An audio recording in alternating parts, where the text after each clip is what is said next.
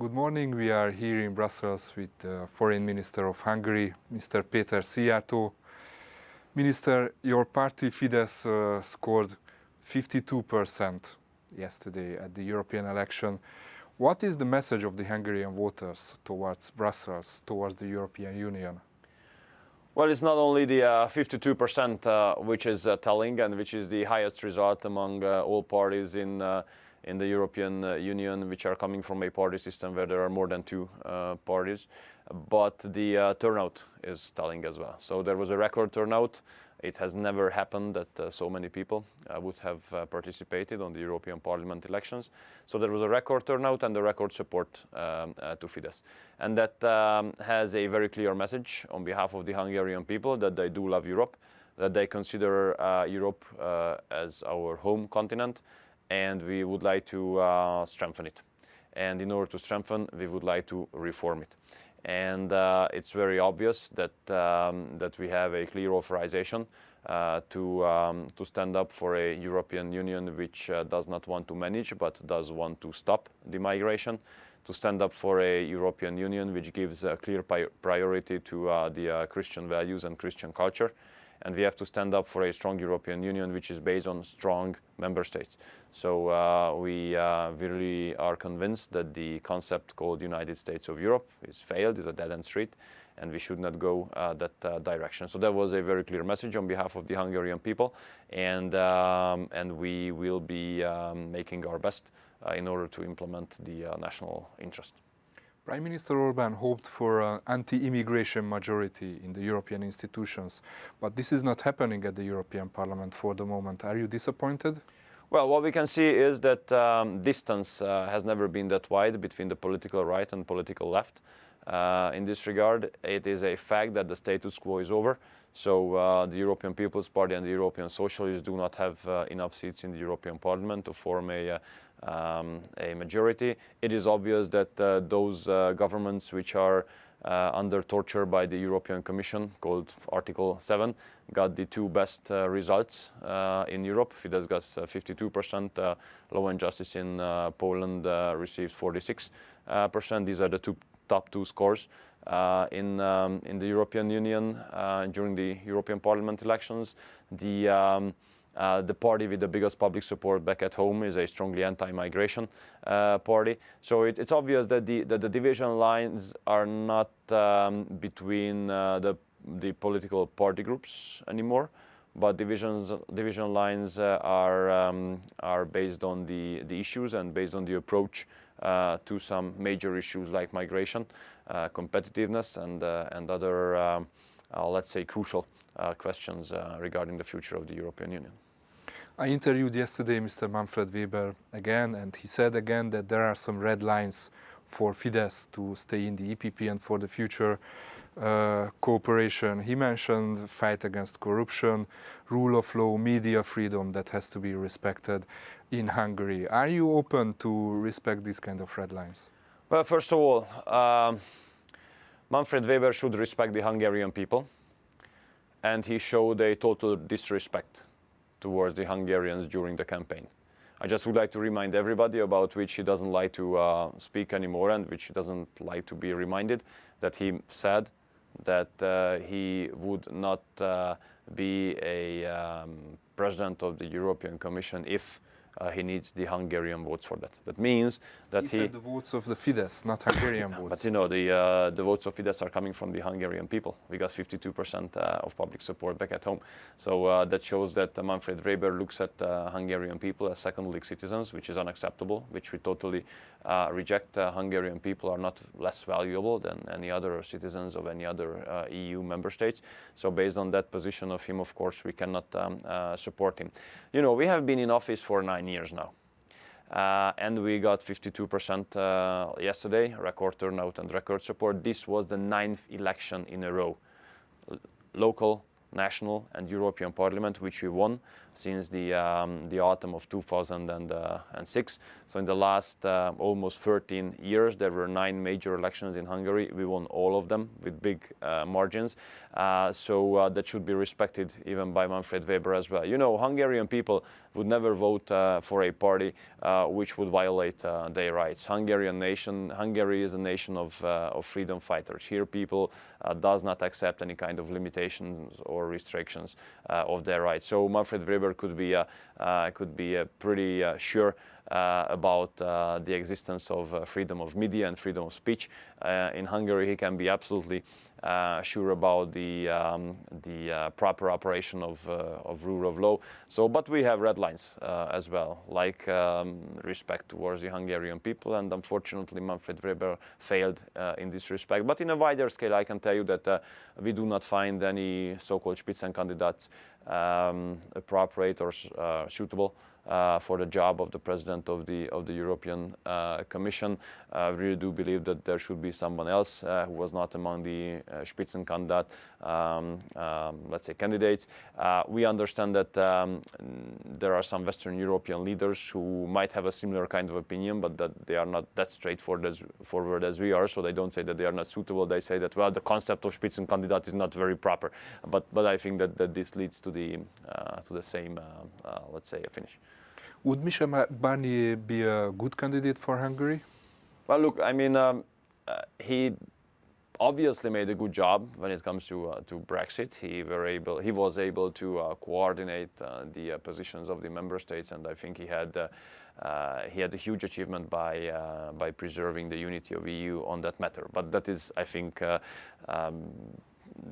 independent from the fact that now we are looking for a candidate for the president of the European Commission. I cannot go into concrete names because it would not be appropriate. From my perspective, European Council is going to have a meeting this week, and it's up to the leaders of the member states to decide about these questions. So what I can tell you, one thing for sure, that we do not consider any Spitzenkandidaten as suitable for the president of the European Commission. There should be someone else. But who else? I can't answer that question. Let's go back a little bit to the party politics. It looks now for the moment that the EPP is not looking to the right, that they call far right. Do you still think that there could be a bridge between Salvini, Kaczynski and the EPP? And could Fidesz be this bridge in the next European Parliament? Well, I think we should be more careful and patient with the final judgment or conclusion, let's put it this way, because there's going to be big debates, definitely, about the future line to be taken by the European People's Party. And the fact that the most supported party of EPP, based on domestic support, is Fidesz, which is a strongly anti-migration party, must not left be out of consideration during the debates in the upcoming weeks. So the most successful party of EPP is a anti-migration party, and the position of EPP is composed by position of all parties, and the fact that the party with the biggest domestic support is an anti-migration party should not be left out of consideration. So we'll see.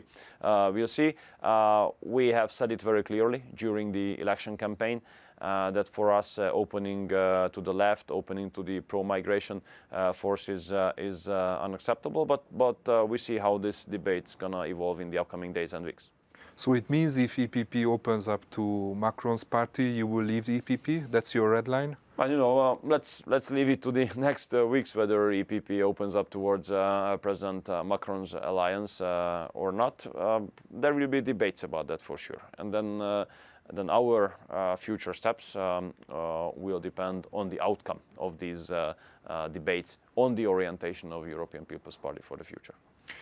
Now there are many analysts who are saying that Hungary and Mr. Orbán desperately needs to stay in the EPP because there will be budget negotiations, there are different procedures against Hungary. Is that the case, that you need to be at the club of the decision makers? Well, we never made a secret out of our approach, which is Hungary first. So for us, national interest is number one. And we cooperate with everybody where we think that the cooperation helps to implement the national interest, and we do not cooperate with anybody where we would see that cooperation with that given person or political party would not help the implementation of the national interest. Now the Austria model is failing. What does it tell you, the scandal of the far right in Austria? We rather leave it to the Austrians, you know. It's well above our payroll to deal with internal issues of other countries. We never do it. Any comment on the election result in France? Marine Le Pen gaining a lot? You know, we always respect the decisions of other countries. You know, my principle when it comes to foreign policy is mutual respect. So I think it's much better to leave it to the citizens of the given country to decide about the future there. We never judge, we never comment, we never criticize domestic decisions of other countries, especially if the decision is being made by the citizens, by the people. We would expect the same. No one should challenge the will of the Hungarian people. Now, in Western Europe, there was another issue which was highly on the agenda next to migration, and it was climate change. We didn't hear a lot about this issue in Hungary, but there was some protest last week. How important is this issue for your government? Obviously a very important issue. For us, the future of the next generations, the generations of our children and grandchildren are very important. That's why migration is a very important issue for us, because that influences the future of this continent pretty much, as climate change does as well. For us, environmental protection has always been important, but for us, competitiveness and environmental protection should go hand in hand. So there must be a balanced policy. These two phenomena, meaning environmental protection and competitiveness, must go hand in hand. Let's take a little bit of wider perspective. What do you expect in the framework of European Union for the next 5 years in Hungary? Do you expect that the debates about rule of law and the Hungarian democracy will continue? You know, I think that there will be brutal debates in the upcoming weeks and months in the European political arena on the future of the European Union. And so far these debates were overheated by emotions. Now let's see whether the end of the campaign period would cool down the tensions and the atmosphere or not. I can't say that. But we really do hope that the debates will be more based on rationality and common sense, instead of stigmatization, instead of judging others, instead of interfering into domestic issues of other countries. And especially, you know, we understand that in many issues we have not represented the mainstream position. But that does not mean that that would not be a European position. So we really do believe that debate must be part of the European political culture. And it's very worrying and concerning that some institutions and some countries would like to take away the right of debate from those who do not agree with them. So this is not very democratic. So we really do hope that a more democratic approach will be there in the European Union, and we hope that the European institutions will show more respect to the European people. Thank you very much, Minister. I appreciate it.